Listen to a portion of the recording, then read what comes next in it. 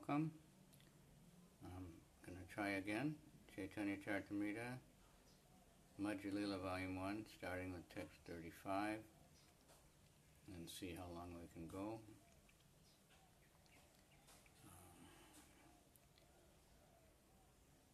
Been a long day for me. Nama Om Vishnu Padaya Krishna Prestaya Bhutale Shrimate Bhaktivedanta Swami Niti Namani Namaste Saraswati Deve Gauravani Pracharine Nirvisesha Shunyavadi Paschatya Desa Tarane Om Jnana Timirandasya Gyanangana Shalakaya Chaksura Militanyena Tasmai Shri Gurave Namaha Vanchakalpa Trubhyascha Kripa Sindhubhyabcha Patitanam Pavanebhyo Vaishnavebhyo Namo Namaha. So the author of Caitanya Caritamrta, Krishnadas Kaviraj, he offers obeisances to all the listeners. It's a very auspicious thing to hear. So, Namo Mahavadhanaya, Krishna Prema, Pradayate Krishnaya, Krishna Chaitanya, Namani Gauratasena. Caitanya Mahāprabhu is a special incarnation. He's the most merciful, most magnanimous. Magnanimous means giving, even when nobody deserves it. I'm the proof of that. But Lord Chaitanya will use any of us if we somehow realize we have nothing else to do except serve and try to speak about Him. So,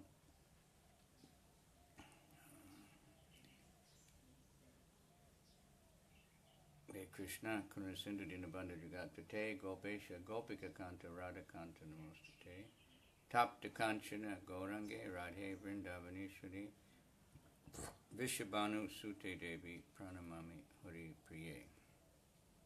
So we all know Prabhupada made a very special effort to get this book translated and even a much bigger effort to get it published very quickly, a miraculous accomplishment.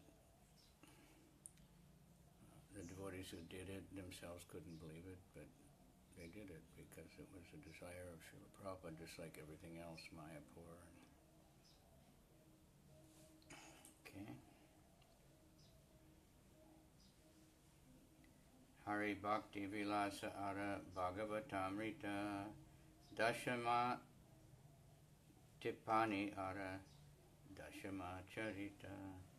Some of the books compiled by Srila Sanatana Goswami were the Hari Bhakti Vilas, Brihad Bhagavatamrita, Dasama Tipani, and Dasama Charita purport. In the first wave of the book known as Bhakti Ratnakara, it is said that Sanatana Goswami understood Srimad Bhagavatam by a thorough study and explained it in his commentary known as Vaishnav Toshini. All the knowledge that Sanatana Goswami and Rupa Goswami had gotten from Sri Caitanya Mahāprabhu was broadcast all over the world by their expert service.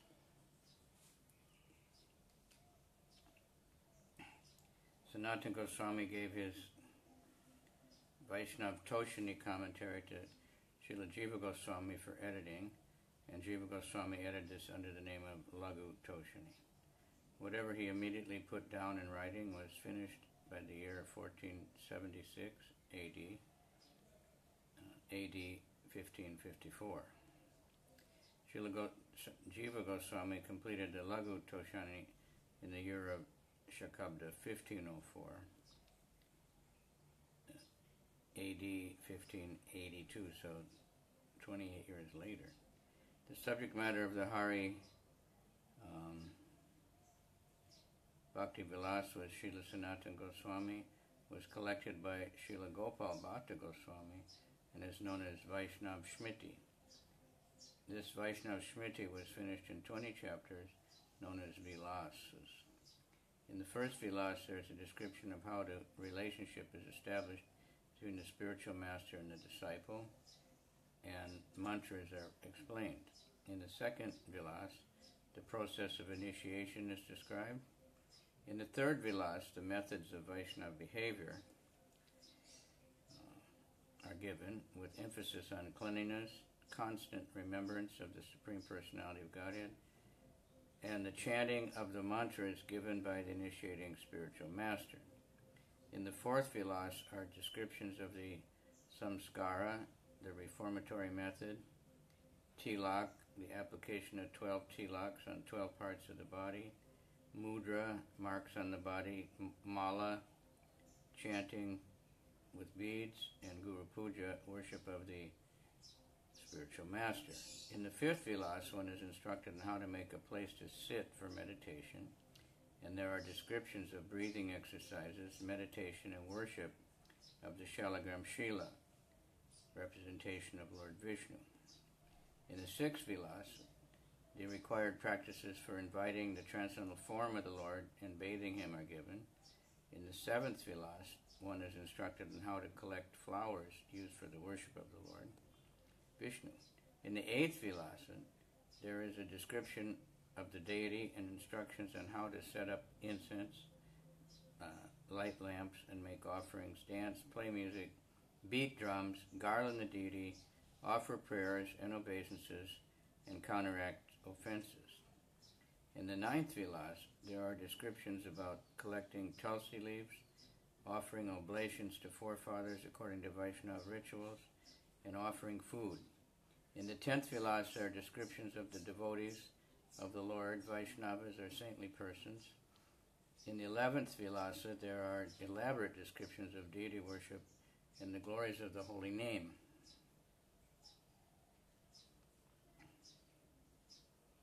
Of the Lord.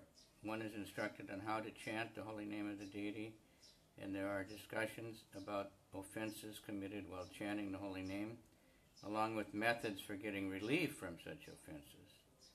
There are also descriptions of the glories of the devotional service and the surrendering process.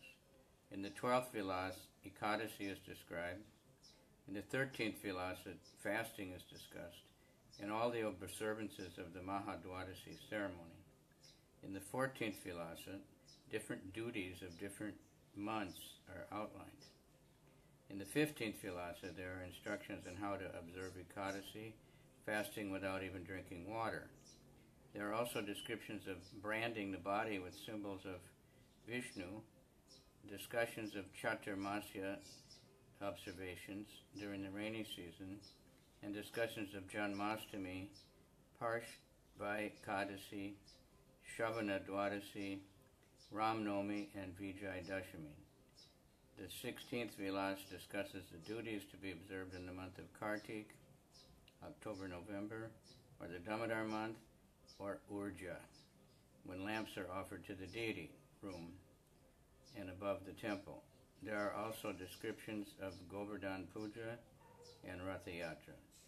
The 17th Vilas discusses preparations for deity worship, Mahamantra chanting, and the process of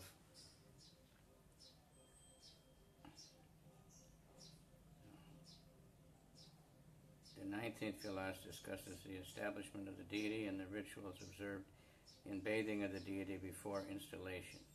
The 20th Vilasa discusses the construction of temples, referring to these constructed by the great devotees.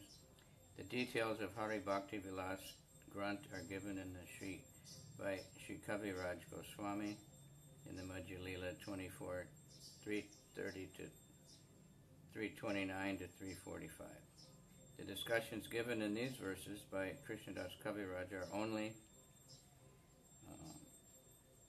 actually a description of the portions compiled by Gopal Bhatta Goswami. According to Srila Bhakti Siddhanta Saraswati Thakur, the regulated principles of devotional service compiled by Gopal Bhatta Goswami do not strictly follow our Vaishnava principles. Actually, Gopal Bhatta collected only a summary of the elaborate descriptions of Vaishnava regulated principles from the Hari Bhakti Vilas. It is Srila Bhakti Siddhanta Saraswati. There's something missing. Regarding the Brihad Bhagavatamrita, there are two parts, both of which deal with the discharge of devotional service. The first part is an analytical study of devotional service, in which there is also a description of different planets, including the earth, the heavenly planets, Brahmaloka and Vaikuntha Loka. There are also descriptions of the devotees, including intimate devotees, most intimate devotees, and complete devotees. The second part describes the glories of the spiritual world, known as Goloka Mahatmya.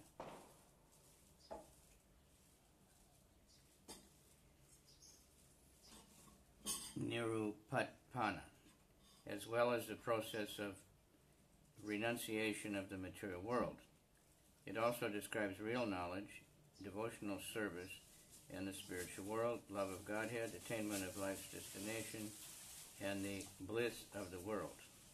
In this way, there are 7 chapters in each part, 14 chapters in all. Dashama Tippani is a commentary on the 10th canto of the Srimad Bhagavatam. Another name for this commentary is the Brihad Vaishnava Toshini Tika. In the Bhakti Ratnakara, it is said that the Dashama Tippani is finished in 1476 Shakabda, AD 1554. Text number 36. A Sabha Granta Kaila Gosani Sanatan Rup Gosani Kaila Yata Ke Kara Ganana. Translation. We have already given the names of 4 books compiled by Sanatana Goswami. Similarly, Srila Rupa Goswami also has compiled many books which no one can even count. Pradana Kichu Koriyaga Nana Laksha Grante Kaila Vrajvilasa Varnana. I shall therefore enumerate the chief books compiled by Srila Rupa Goswami. He has described the pastimes of Vrindavan in 100,000 verses. Rasamrita Sindhu Ara Vidagda Madhava Ujjvala Linamani Ara Lalita Madhava.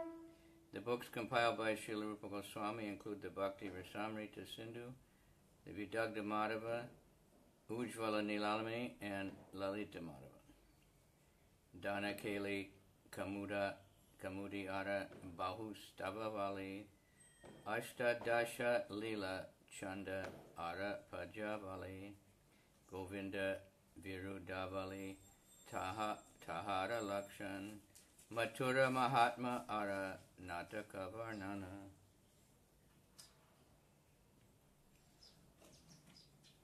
Under. There's room under.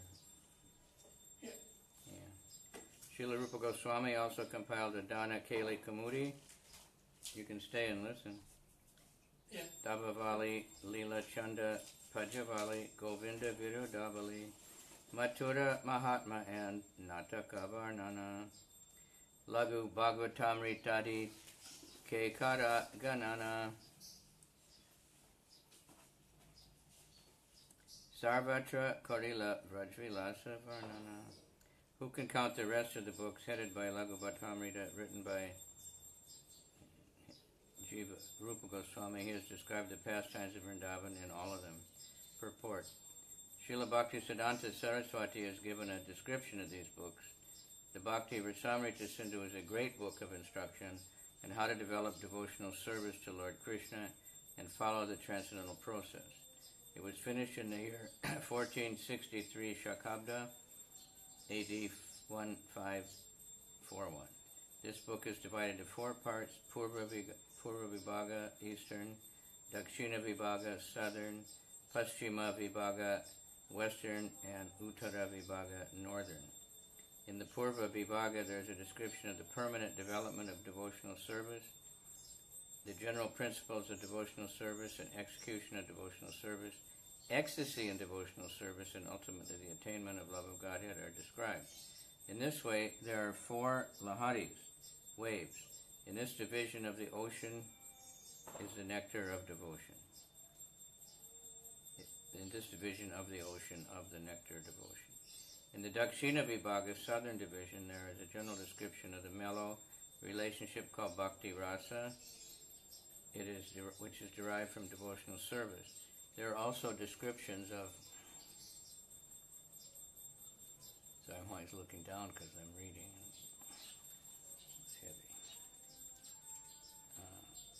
there are also descriptions of the stages known as Vibhava, Anubhava, Sattvika, Vyabhichari, and Sthayi Bhava.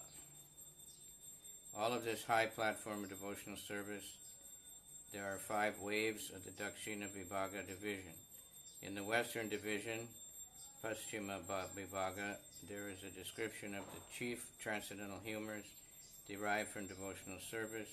These are known as Mukhya Bhakti Rasa Nirupana, or attainment of the chief humors or feelings in the execution of devotional service.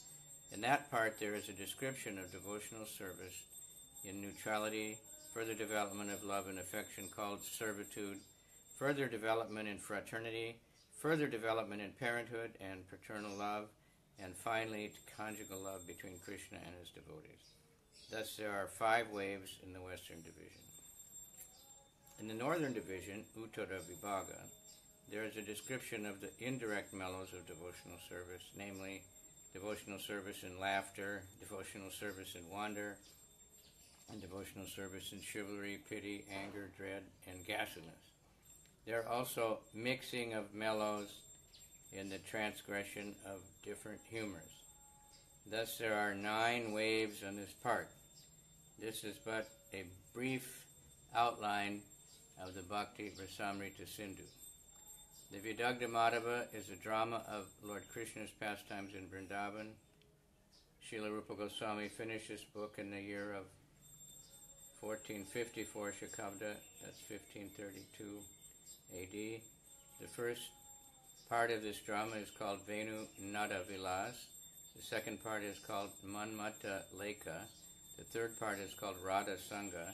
The fourth part is called Venti Harana. Fifth part is called Radha Prasadana. The sixth part is called Sharad Vihara, and the seventh and last part is Gauri Vihara. There's also a book called Ujjvala Nilamani, a transcendental account of the loving affairs that includes metaphor, analogy, and higher bhakti sentiments.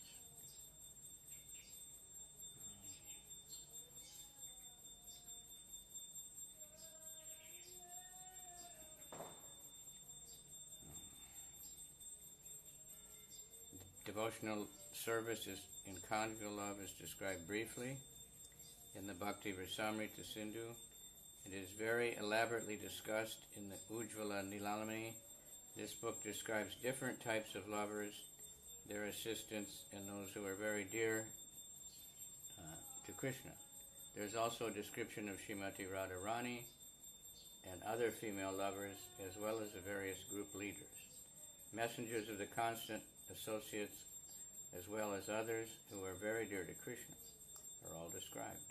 This book also relates how love of Krishna is awakened and describes the ecstatic situation, the devotional situation, permanent ecstasy, disturbed ecstasy, steady ecstasy, different positions of different dresses, feelings of separation, prior attraction, anger and attraction, varieties of loving affairs, separation from the beloved, meeting with the beloved, and both direct and indirect enjoyment between the lover and the beloved. All this has been very elaborately described.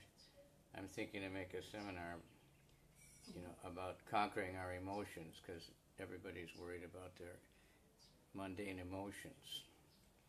But we can't hold back. They try to teach you don't be angry, or don't be desiring material things, or don't be envious. But you have to have something better. So just by studying these things, Nectar Devotion describes it in much more detail. These are transcendental emotions. The gopis are much more emotional than we can ever be. Radha is the most emotional. Lord Caitanya is the most emotional. Emotions are good, but they have to be properly directed, like everything else, like our service, our goals, all these things. So if we get busy with these emotions and studying about them, then we forget about all the other ones, because they're just some artificial thing that pops up, due to contact with the material energy and the stupid bodies. All right? Okay. Similarly, the Lalita Madhava is a description of Krishna's pastimes in Dwarka. These pastimes are made into a drama, and the work was finished in the year 1459 Shakabda. The first part deals with festivities in the evening, the second with the killing of Shankachuda, the third with maddened Srimati Radharani, the fourth with Radharani's proceeding toward Krishna, and the fifth with the achievement of Chandravali, the fifth with the achievement of Lalita, the seventh with the meeting of Nava Vrindavan, the eighth with the enjoyment of Nava Vrindavan, the ninth with looking over pictures, and the 10th with complete satisfaction of the mind. Thus, the entire drama is divided into 10 parts. That's what, we want. But satisfaction of the mind, it has to be absorbed in the higher taste of Krishna Katha. The Laghu Bhagavatamrita is divided into 2 parts. First is called the Nectar of Krishna, and the second, the Nectar of Devotional Service. The importance of Vedic evidence is stressed in the first part, and this is followed by the description of the original form of the Supreme Personality of Godhead as Sri Krishna, and descriptions of his pastimes and expansions in Swamsa, personal forms, and Vibhinamsa. According to different absorptions and incarnations are called Avesha and Tad Ekatma. The first incarnation is divided into 3 Purusha avatars, namely Mahavishnu, Garbhodakashayi Vishnu, and Chirodakashayi Vishnu. And these are the 3 incarnations of the modes of nature. Beautiful, namely Brahma, Vishnu, and Maheshwar, Shiva. All the paraphernalia used in the service of the Lord is transcendental, beyond these 3 qualities of the material world. There is also a description of 25 Lila avatars, namely the Chaksuksana, the Kumaras, Narada, Varaha, Matsya, Yagya, Nararayan Rishi, Kapila, Dattatreya, Hayagriva, Hamsa, Prishnigarbha, Rishabhrabhu, Nishringa, Kurma, Dhanvantari, Mohini, Vamana, Parashuram, Dasarati, Krishna Dvaipayana, Balaram, Vasudev, Buddha, and Kalki. There are also 14 Manvantara incarnations, Yagya, Vibhu, Satyasena, Hari, Vaikuntha, Ajita, Vamana, Sarvabhauma, Rishabha, Vishvaksena, Dharmasetu, Sudama, Yogeshvara, and Brihadbanu. There are also 4 incarnations of the 4 yugas, and their colors are described as white, red, blackish, and black. Sometimes yellow, as in the case of Lord Caitanya Mahaprabhu. There are also different types of millenniums and incarnations for these millenniums. The categories called Avesha, Prabhava, Vaibhava, and Para constitute different situations for the different incarnations.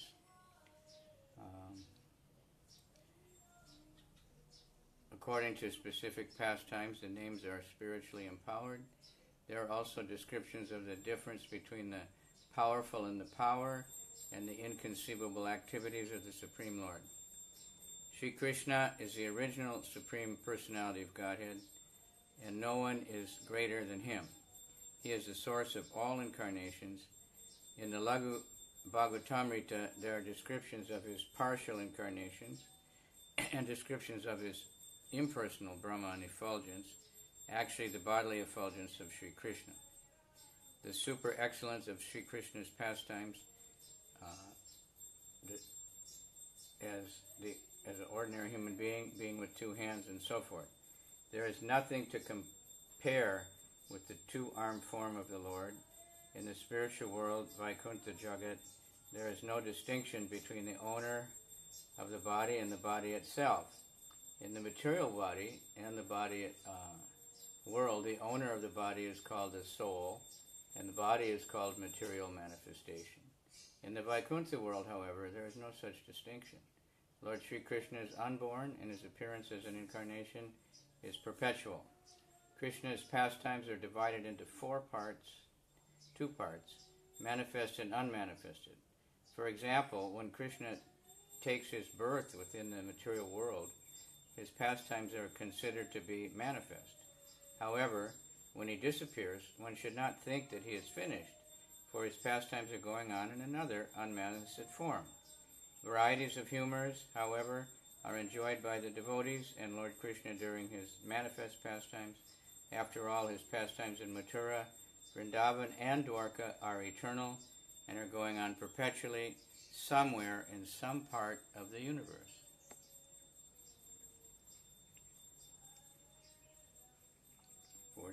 Tanra Bratus Putra Nanama Shri Jiva Goswami Yatta Bhakti Granta Kaila Tara Antanai.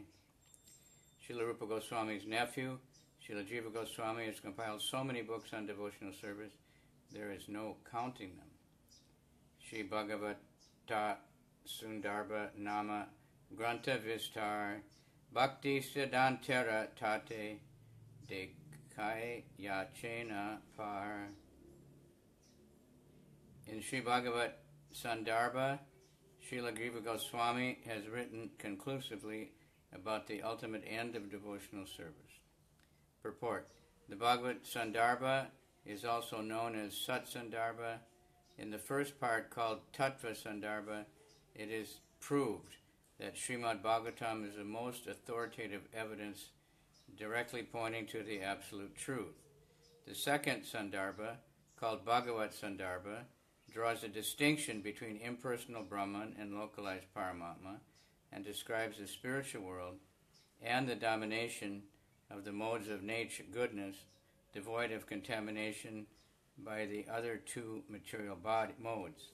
In other words, there is a vivid description of the transcendental position known as Shuddha Sattva. Material goodness is apt to be contaminated by the other two material qualities. Ignorance is in passion, but when one is situated in the Shuddha Sattva position, there is no chance for such contamination. It is a spiritual platform of pure goodness, and the potency of the Supreme Lord and the living entity is also described, and there is a description of the inconceivable energies and varieties of energies of the Lord. The potencies are divided into two categories: internal, external, personal, marginal, and into categories, not a number. External, internal, personal, marginal, and so forth. There are also discussions of the eternality of deity worship, the omnipotence of the deity, his all-pervasiveness, his giving shelter to everyone, his subtle and gross potencies, his personal manifestations, his expressions of form, quality, and pastimes, his transcendental position, and his complete form. This is also stated that everything pertaining to the absolute truth has the same potency and that of the spiritual world. The associates of the spiritual world and the threefold energies of the Lord in the spiritual world are all transcendental. There are further discussions concerning the differences between the impersonal Brahman and the personality of Godhead. The fullness of the personality of Godhead, the objective of all Vedic knowledge, the personal potencies of the Lord, and the personality of Godhead as the original author of Vedic knowledge.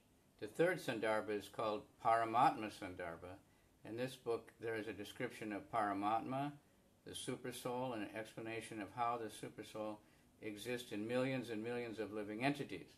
There are discussions of the differences between the qualitative incarnations and the discourses concerning the living entities, Maya, the material world, and the theory of transformation.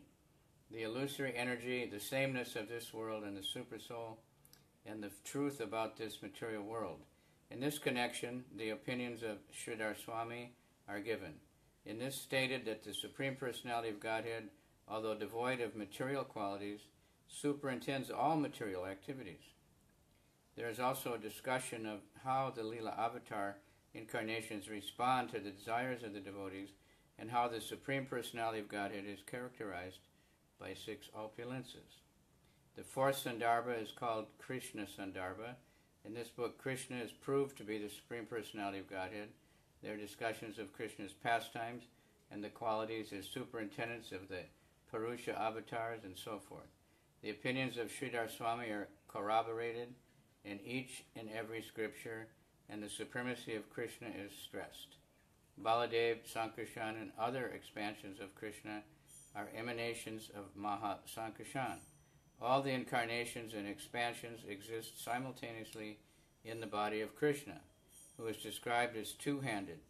There is also descriptions of the Goloka planet, Vrindavan, the eternal place of Krishna, the identity of Goloka and Vrindavan, the Yadavas and the cowherd boys, both eternal associates of Krishna, the quality of the manifest and unmanifested pastimes, Sri Krishna's manifestation in Gokula, the queens of Dwarka and expansions of the internal potency, and superior to them, the super excellent gopis. There's also a list of the gopis' names and a discussion of the topmost position of Srimati Radharani. The fifth Sandarbha is called Bhakti Sandarbha. In this book there is a discussion of how devotional service can be directly executed and how such service can be adjusted, either directly or indirectly. There is a discussion of the knowledge of all kinds of scripture, the establishment of the Vedic institution of Varna Ashram, bhakti as superior to fruitive activity, and so forth. It is also stated that without devotional service, even a brahmana is condemned. There are discussions of the process of karma, tyaga, the giving up the results of karma to the Supreme Personality of Godhead, and the practices of mystic yoga and philosophical speculation, which are deprecated as simply hard labor. Worship of the demigods is discouraged, and worship of Vaishnava is considered exalted. No respect is given to the non-devotees. There are discussions of how one can be liberated even in this life, Jivan Mukta, Lord Shiva as a devotee, and how a bhakta in his devotional service are eternally existing. It is stated that through bhakti, one can attain all success because bhakti is transcendental to the material qualities.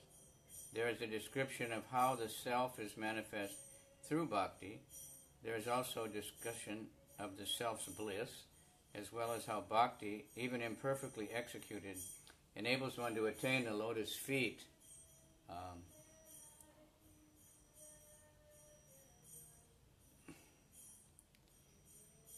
of the Supreme Personality of Godhead. Unmotivated devotional service is highly praised, and an explanation is given of how each devotee can achieve the platform of unmotivated service by association with other devotees.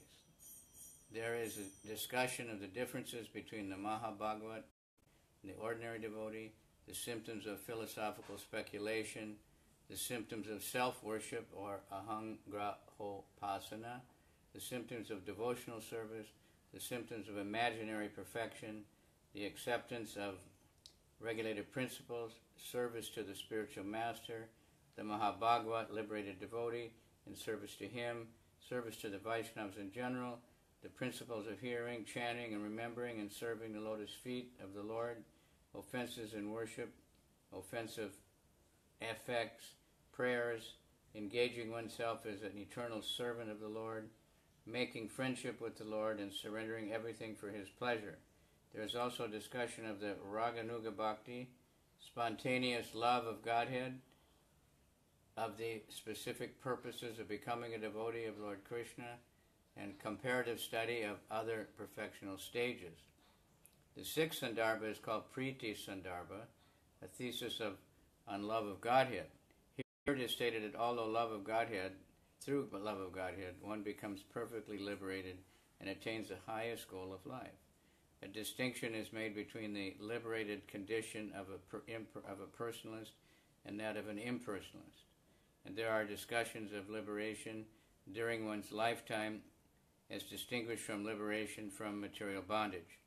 Of all kinds of liberation in giving service to the Lord is described as the most exalted, and meeting the Supreme Personality of Godhead face to face is shown to be the highest perfection of life.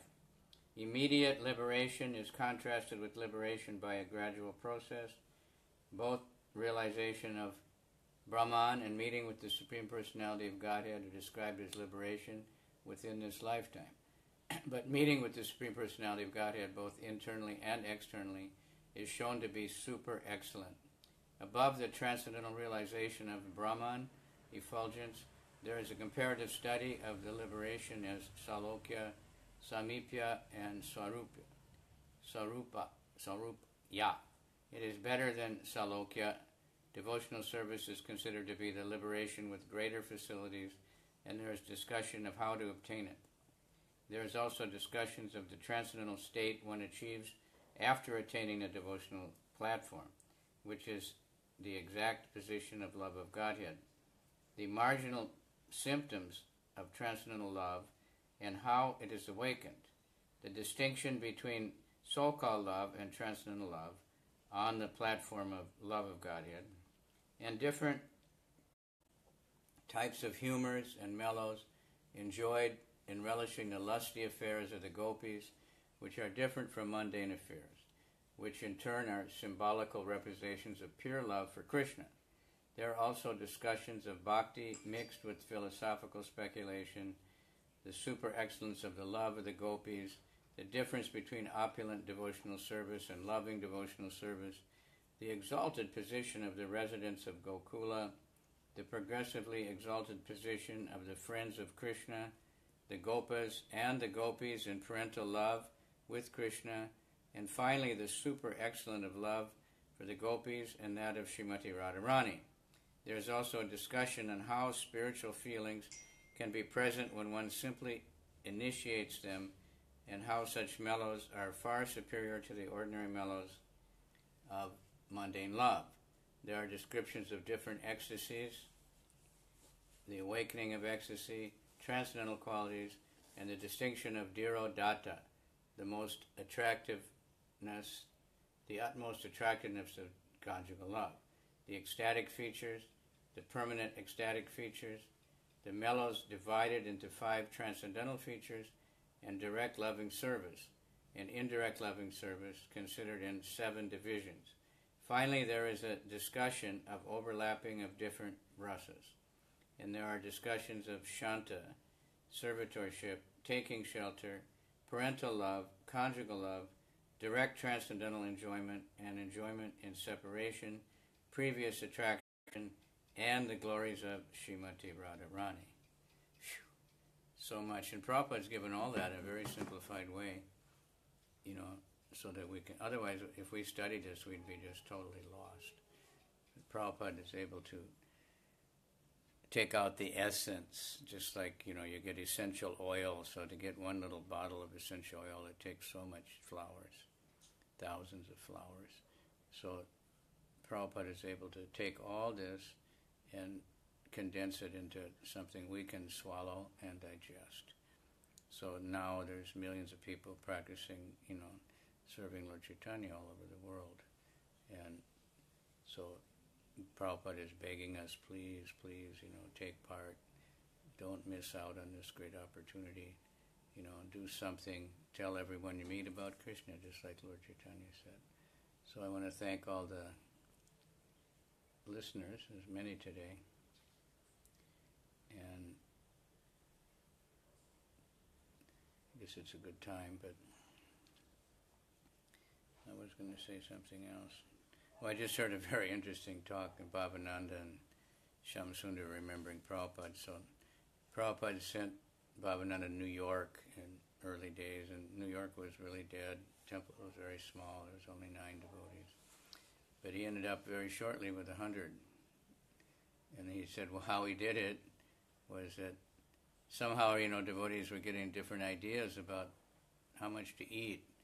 So somebody wrote Prabhupada and said, how many chickpeas should we eat? And Prabhupada said, well, 4 or 5 or something like that.